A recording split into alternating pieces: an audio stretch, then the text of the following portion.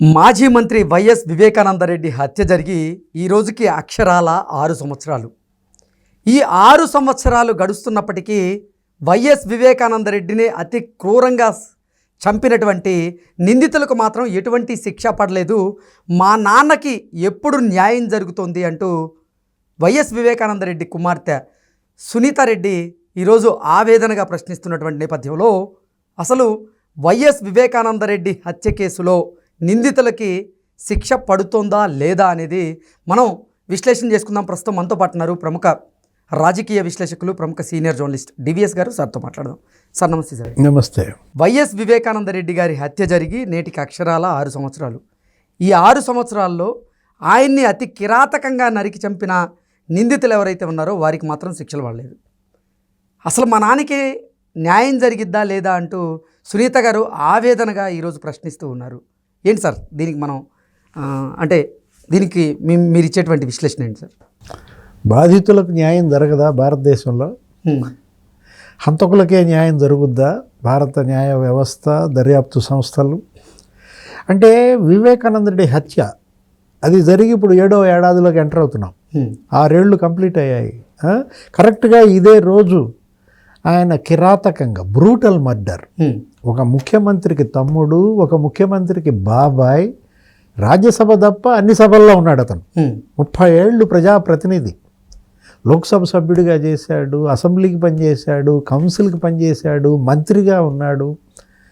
అలాంటి వ్యక్తి కిరాతక హత్య, 7 గొడ్డలి దెబ్బలు, 2 లీటర్ల బ్లడ్, సొంత ఇంట్లో, సొంత ఊళ్ళో, సొంత బంధువులే నరికి చంపితే ఇంతవరకే హంతకులకి శిక్ష పడకుండా సునీత ఈరోజు బాధతో ఏమంటోంది? నిందితుల్లో ఒక్కళ్ళ తప్ప మిగతా వాళ్ళంతా బయట తిరుగుతున్నారు. నిందితుల్లో ఒక్కళ్ళ తప్ప మిగతా వాళ్ళంతా బయట తిరుగుతున్నారంటే సిబిఐ ఛార్జ్షీట్ వేసింది. సిబిఐ 8 మందిని చూపించింది నిందితులుగా. 248 మంది దగ్గర వాంగ్మూలం సేకరించింది. 236 షర్మిల, నాకు తెలిసి షర్మిల కూడా వాంగ్మూలం ఇచ్చింది. కడప ఎంపీ సీటు కోసమే ఈ హత్య. చనిపోయే ముందు బాబాయ్ నాతో కలిశాడు, 2 గంటలు మాట్లాడాడు, నన్ను పోటీ చేయమన్నాడు. నేను సుతరాము ఇష్టపడలేదు. కాదు పాప, నువ్వు పోటీ చేయాల్సిందే, నువ్వు పోటీ చేస్తానని మాట ఇస్తేనే బయటికి వెళ్తా అన్నాడు. నా దగ్గర మాట తీసుకుని బయటికి వెళ్ళాడు, హత్యకు గురయ్యాడు. సార్, వైఎస్ వివేకానందరెడ్డి హత్య కేసులో కీలక సాక్షులుగా ఉన్నవారు కూడా ఒకరి తర్వాత ఒకరు అనుమానాస్పద స్థితిలో మృతి చెందుతూ ఉన్నారు.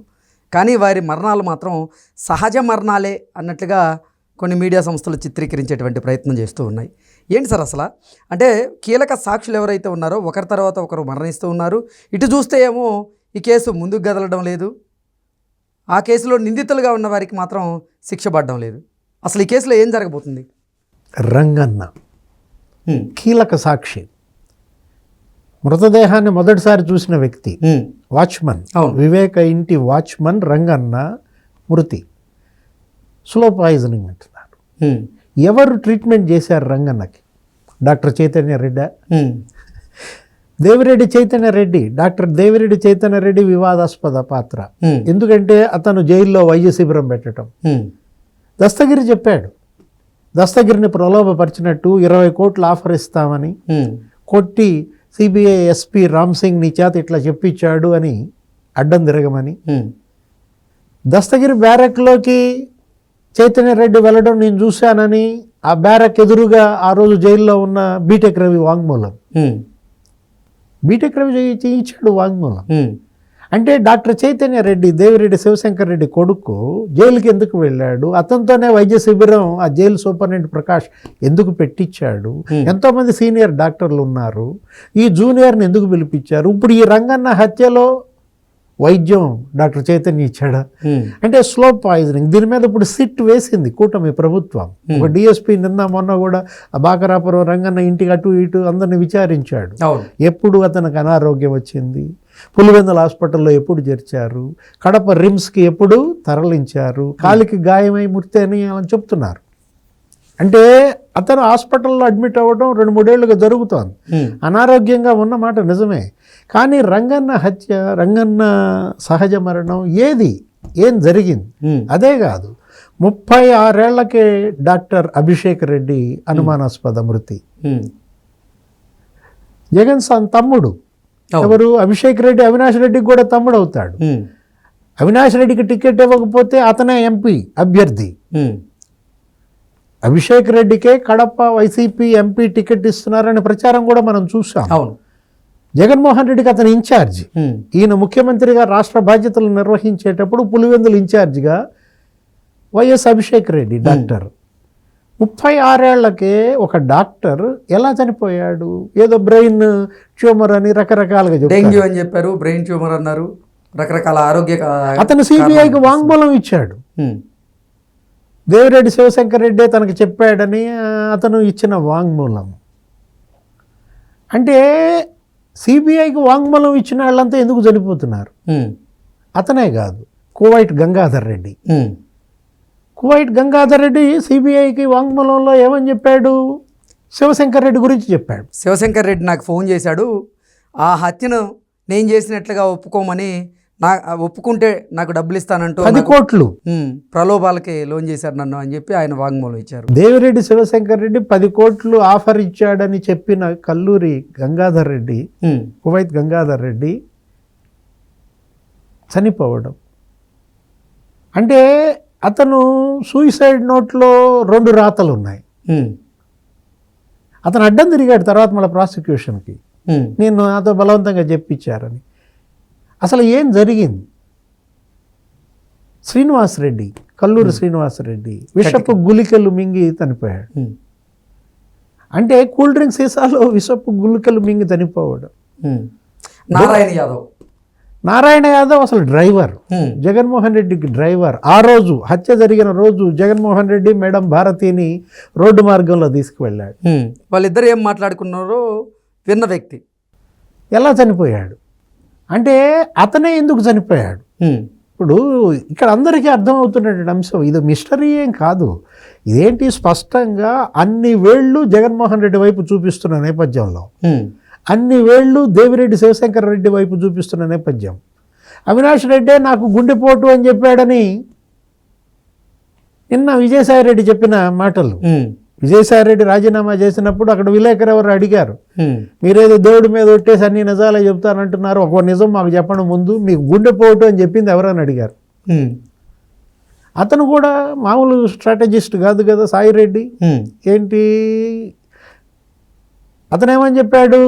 నేను అవినాష్ రెడ్డికి ఫోన్ చేశాను, అవినాష్ రెడ్డి గుండెపోటు అని చెప్పాడని నేరుగా చెప్పకుండా అవినాష్ రెడ్డి పక్కన ఉన్న ఎవడో గుండెపోటు అని చెప్పాడు అంటాడు. ఫోన్ చేసింది అవినాష్ రెడ్డికి, అవినాష్ రెడ్డి పక్కన ఉన్నాడు గుండెపోటు అని చెప్పడం ఏంటి? ఒక కిరాతక హత్య, 7 మర్డర్, 7 గొడ్డలి దెబ్బలు. ఆ రోజు జగన్మోహన్ రెడ్డి అసలు ఎందుకు ఆలస్యంగా వెళ్ళాడు? రోడ్డు మార్గంలో ఎందుకు వెళ్ళాడు? చిన్నాన్న హత్య, స్పెషల్ హెలికాప్టర్లో వెళ్ళాల్సిన అకేషన్, కావాలనే రోడ్డు మార్గంలో వెళ్ళాడని. ఇప్పుడు ఆ రోజు జగన్మోహన్ రెడ్డికి హత్య విషయం ఎన్నింటికి తెలిసింది? తెల్లవారుజామున మేనిఫెస్టో కమిటీ, అజయ్ కల్లం ఇచ్చిన వాంగ్మూలం, సిబిఐకి అతను కూడా వాంగ్మూలం ఇచ్చాడు. ఏమని? ఆ రోజు మీటింగ్లో మేము ఉన్నాం, 5 గంటల ఏమో అయి ఉంటుంది ఉదయం. ఆయన పైకి వెళ్ళాడు, జగన్మోహన్ రెడ్డి ఎవరో పిలిచారు మేడం, పైకి వెళ్ళి కిందకు వచ్చి బాబాయ్ నో మోర్ అన్నాడు. ఇంతవరకు సిబిఐ జగన్మోహన్ రెడ్డి ఎందుకు ఎంక్వైరీ చేయలేదు? షర్మిలను చేసింది కదా, జగన్మోహన్ రెడ్డి దగ్గర ఎందుకని తీసుకోలేదు? మీ చిన్నాన్న హత్య, దాని గురించి మీరు ఏమైనా చెప్పాలనుకుంటున్నారా? మీకు తెలిసిన విషయాలు ఏంటి? మీ పేపర్లో నారాసుర రక్త చరిత్ర అని రాశారు కదా, అసలు మీకు ఎలా తెలిసింది ఆ గొడ్డలని? ఆ రోజు జగన్మోహన్ రెడ్డి పులివెందుల్లో మాట్లాడుతూ పక్కన సునీతను పెట్టుకుని ఏమని చెప్పాడు? అతనే ఆ హత్య చూశానన్నట్టుగా చెప్పాడు, గొడ్డలి అని చెప్పాడు. సిబిఐకే తెలియదు, ఛార్జ్షీట్లో ఒక పదునైన ఆయుధం అని ఉంది, అది గొడ్డలి అని జగన్కి ఎలా తెలిసింది? తల మీద 2 దెబ్బలు, ఛాతీ మీద 2 దెబ్బలు, పొడిచి పొడిచి పొడిచి నరికి నరికి నరికి అంటే కమోడ్ మీద, బాత్రూంలో కమోడ్ మీద రక్తం, ఇదంతా అతను వీడియోలో చూశాడా? అంటే హంతకులు వీడియోలో చూపించారా హత్యని జగన్మోహన్ రెడ్డికి? ఎందుకంటే జగన్మోహన్ రెడ్డి మీద అనేక ఆ విధమైన ఆరోపణలు, రఘురామకృష్ణరాజుని గుంటూరు సిఐడి కార్యాలయంలో కొడుతూ వీడియో అతనికి చూపించారని. ఇప్పుడు అట్లాగే ఇవి కూడా మరి ఈ హత్యని చంపుతూ వీడియోలో ఆయనకు చూపించారా, చూసినట్లుగా మీరు ఎలా చెప్పారు అని సిబిఐ జగన్మోహన్ రెడ్డిని అడగాలి కదా. ఎందుకని ఇంతవరకు జగన్మోహన్ రెడ్డిని ప్రశ్నించలేదు? ఎందుకని ఇంతవరకు విజయసాయి రెడ్డిని ప్రశ్నించలేదు? గుండెపోటు ఎవరు చెప్పారు మీరు అని. సిబిఐ ఇప్పటికైనా అడిషనల్ ఛార్జ్షీట్ వేయాలి దీనిపైన. పిఏ కృష్ణారెడ్డి ఏం చేశాడు? వివేక పిఏ కృష్ణారెడ్డి ఒక కేసు పెట్టాడు, సునీత రాజశేఖర రెడ్డి బెదిరిస్తున్నారని. సిబిఐ ఎస్పీ రామ్ సింగ్ నన్ను చిత్రహింసలు పెట్టాడని, అది తప్పుడు కేసు అని నిర్ధారణ అయింది. ఆ కేసు కొట్టేశారు, వెనక్కి తీసేసుకుంది పులివెందుల పోలీస్. అతనికి నోటీస్ ఇచ్చింది. ఇప్పుడు మళ్ళీ అతన్ని పిలిచి విచారించాలి. పిఏ కృష్ణారెడ్డిని ఇవాళ సిబిఐ ఎవరు నీతో ఈ తప్పుడు కేసు పెట్టించారు, రామ్ సింగ్ మీద, సునీత, రాజశేఖర రెడ్డిల మీద. అంటే బాధితులనే హంతకులుగా చిత్రిస్తారా? ఇప్పుడు పిఏ కృష్ణారెడ్డి నుంచి వాళ్ళ ఇన్ఫర్మేషన్ తీసుకోవాలి. అతను సూత్రధారి, ఎందుకంటే మొదట వెళ్ళిన వాళ్ళలో అతను ఉన్నాడు. అవును, ఆయన విచారించాల్సిన అవసరం ఉంది. ఫస్ట్ వెళ్ళింది వాచ్మన్, ఈయన బయటే ఉన్నాడు, ఇంతవరకు రావటం లేదు. అటు వెళ్ళినాడు, అరిశాడు, ఎవరు రంగన్న సార్ లేరు అని. అప్పుడు వెళ్ళాడు లోపలికి. ఆ తర్వాత అవినాష్ రెడ్డిను శివశంకర్ రెడ్డి కలిసి వచ్చారు, ఎర్రగంగిరెడ్డి. అంటే ఏంటి, ఇప్పుడు హత్యకు ముందు హత్య తర్వాత హంతకులు అవినాష్ రెడ్డి ఇంట్లో సమావేశమయ్యారని గూగుల్ టేక్అవుట్ స్పష్టంగా ఇచ్చిన ఆధారాలు, call record data, ICRD, Google takeout, ఆ రోజు వాట్సాప్ నంబర్లు. సునీత స్పష్టంగా పవర్ పాయింట్ ప్రజెంటేషన్లో చూపించింది ఏ నంబర్ నుంచి ఏ నంబర్కి వెళ్ళాయి ఫోన్ కాల్స్. జగన్మోహన్ రెడ్డి పిఏను కూడా పిలిచి విచారించారు కదా. జగన్మోహన్ రెడ్డిని ఎందుకు విచారించలేదు? మేనిఫెస్టో కమిటీ మీటింగ్లో అజయ్ కల్లం దగ్గర వాంగ్మూలం తీసుకున్నారు కదా. ఉమారెడ్డి వెంకటేశ్వర్ల దగ్గర ఎందుకు తీసుకోలేదు? ఆ రోజు మీటింగ్లో ఉమారెడ్డి వెంకటేశ్వర్లు ఉన్నారు కదా, అవును, ఆయన దగ్గర కూడా తీసుకోవాలి కదా. ఆ రోజు మీటింగ్లో జగన్మోహన్ రెడ్డి కూడా ఉన్నాడు కదా, జగన్మోహన్ రెడ్డి దగ్గర ఎందుకు తీసుకోలేదు? ఇప్పటికైనా సునీత డిమాండ్ మేరకు ఈ కేసును మళ్ళీ రీఓపెన్ చేయాలి. ఓకే, సిబిఐ మళ్ళీ దర్యాప్తుని పునఃప్రారంభించాలి. మళ్ళా అడిషనల్ ఛార్జ్షీట్ వేయాలి. ఛార్జ్షీట్లో మీరు 8 మంది నిందితులను చూపించారు, 2 అనుమానితులు అన్నారు. ఎవరా 2 అనుమానితులు? Katikareddy Srinivasa Reddy, A9, A10. ఎందుకని వాళ్ళని విచారించలేదు? అంటే ఇంకా విచారించాల్సిన జాబితా చాలా ఉంది. ఈ కేసు ఇప్పటికి పూర్తయింది సగం మాత్రమే, ఇంకా సగం నిర్ధారించాలి. పాత్రధారులనే వీళ్ళు ఫిక్స్ చేయగలిగారు కానీ సూత్రధారులను అసలు ఫిక్స్ చేయలేకపోయారు. ఈ కేసు ఇవాళ కూటమి ప్రభుత్వం ప్రతిష్టాత్మకంగా తీసుకోవాలి. ముఖ్యమంత్రి చంద్రబాబు నాయుడు స్పందించాలి. ఒక ప్రత్యేకమైన ఒక స్పెషల్ లెటర్ ఒకటి రాయాలి వీరైతే కేంద్ర హోంశాఖ మంత్రి అమిత్ షా. ఎందుకంటే ఇది ఆయన పైన వేసిన నింద, నారాసుర రక్త చరిత్ర. ఆ నిందని కడుక్కోవాల్సిన బాధ్యత కూడా ముఖ్యమంత్రి గారి పైన ఉన్న నేపథ్యంలో ఇవాళ సునీత డిమాండ్ అదే. ఏంటి? సాక్షులకు, నిందితులకు భద్రత కల్పించాలి. మరో మరణం జరగకుండా. చెప్పలేము, వంట మనిషి లక్ష్మమ్మ ఉంటదో పోద్దో, చంపేస్తారేమో. అదే కాదు, దస్తగిరి ఇవాళ తన ప్రాణాలకు ముప్పు ఉందని భద్రత పునరుద్ధరించమంటే 2+2 ఇచ్చారు.